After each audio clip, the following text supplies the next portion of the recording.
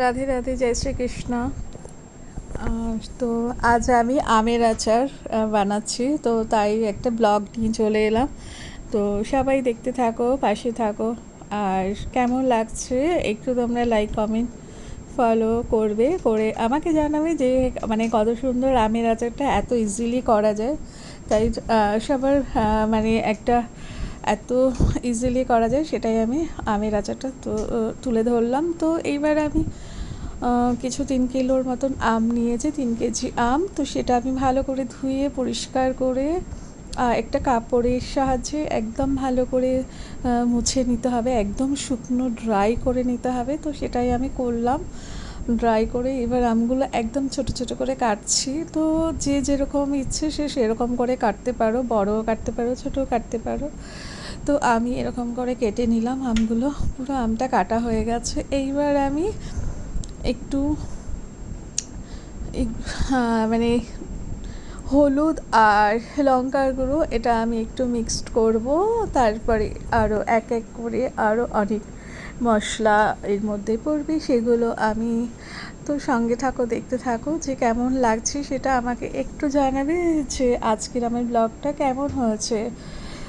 এইবার আমি পুরো হলুদ আর লঙ্কার গুঁড়ো এগুলো কিন্তু আমি পুরো নিজে, হলুদ লঙ্কার গুঁড়ো এগুলো কিন্তু আমি নিজে মিক্সিতে পুরো ড্রাই মানে গুঁড়ো করে রেখে দিই, এগুলোই আমি ইউজ করি। তো সেটাই আমি করলাম। এবার মিক্সিং করে এবার আমি নিয়ে নিচ্ছি সর্ষে, মেথি, মৌরি, জিরে আর আর হচ্ছে গিয়ে গোলমরিচ আর ধনে, এইগুলো আমি খুব ভালো করে রোস্ট করে নিচ্ছি। এটা কিন্তু খুব বেশি রোস্ট হবে না, একটু হালকা রোস্ট হবে। তো এটা একটা স্মেল বেরোচ্ছে, আর এত সুন্দর একটা স্মেল বেরোচ্ছে, আর হালকা রোস্ট হয়ে গেছে। তো এইবার আমি এটা নামিয়ে দেব। নামিয়ে ভালো করে এটাকে 10 থেকে 15 মিনিট অবধি আমি এটাকে পুরো ঠান্ডা করে নেব। করে নিয়ে তো তোমরা দেখতে থাকো। তো আমি এই যে বার করে নিলাম।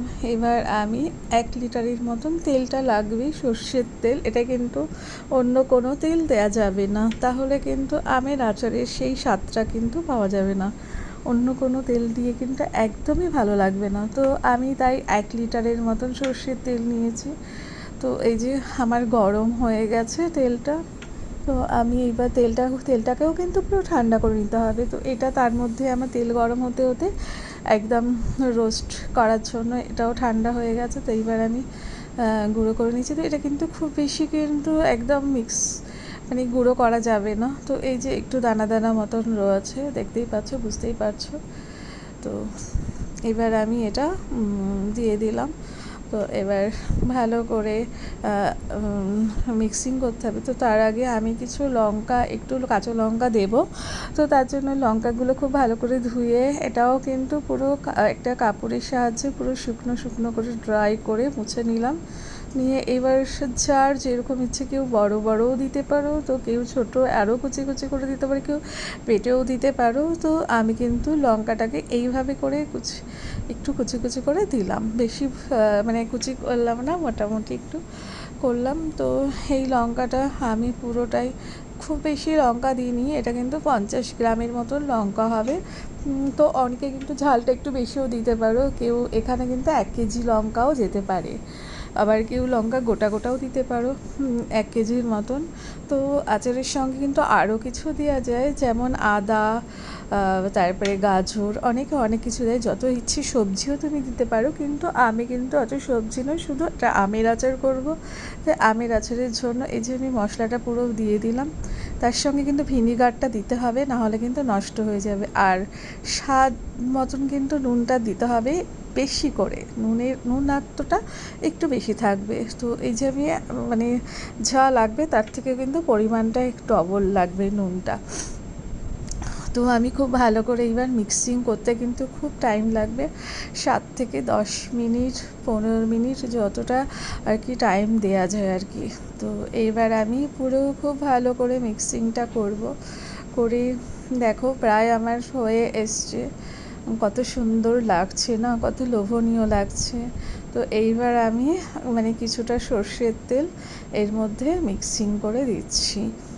তো এটা কিন্তু একদম তেলে ডুবে থাকবে আচারটা পুরো। আমার এখনও এটা মানে খাওয়ার জন্য মোটামুটি রেডি হচ্ছে। এটা কিন্তু খাওয়া যাবে, যেহেতু মশলাটাও পুরো রোস্ট করা, অয়েলটাও পুরো একদম গরম করা। আর দেখো মানে এত সুন্দর মানে দেখতে লাগছে, আর তেমন খাবারের মানে কি বলবো, প্রচুর মানে লোভনীয়, একদম দেখে মনে হয় জিভে জল চলে আসছে, তাই না? তো যারা যারা দেখবে দেখো তোমাদেরও কিন্তু জিভে জল চলে আসবে। তো তোমরা একটু বিশেষ করে লাইকটা আর কমেন্ট করতে ভুলবে না। লাইক তো একদমই করে দেবে, আর কমেন্টে আমাকে জানাবে যে কেমন লাগছে দেখতে আর কত মানে দারুণ হয়েছে খেতে। তোমরাও করে আমাকে কমেন্টে জানিও প্লিজ। আর সবাই ফলো করবে, আর কমেন্টকে তো জানাবেই, আর শেয়ার করতে ভুলবে না। যদি ভালো লাগে অবশ্যই শেয়ার করো তোমরা, সবাইকে দেখার একটু সুযোগ করে দিও। আর দেখো কত দারুণ লাগছে দেখতে। আমার মেয়ে একটু টেস্ট করে বলবে যে কতটা মানে সুন্দর হয়েছে খেতে, আর দেখতে কতটা সুন্দর হয়েছে। দেখো মনে হচ্ছে আমি খেয়ে নিই, এতটাই মানে দেখার। আর আমাদের তো খুব আচার লাগে, যেহেতু আমরা নিরামিষের সঙ্গে একদম। আর এটা রুটি, পরোটা আর চালের মানে রাইসের সঙ্গে খুব ভালোভাবে যায়। তো তোমরা কিন্তু সবাই কিন্তু ট্রাই করো একবার। এত সুন্দর একটা লোভনীয় আমের আচার, যে খাবে মানে তার আরও খেতে ইচ্ছা করবে। আর আমের আচারটা কিন্তু টক, কিন্তু সবাই খুব পছন্দ করে, সে ছেলেও কিংবা মেয়ে হোক, প্রচুর পছন্দ করে। তো তোমরা সবাই ট্রাই করো একবার, আর কেমন হয়েছে আমাকে জানাবে। তোমাদের সবাইকে অনেক অনেক শুভেচ্ছা।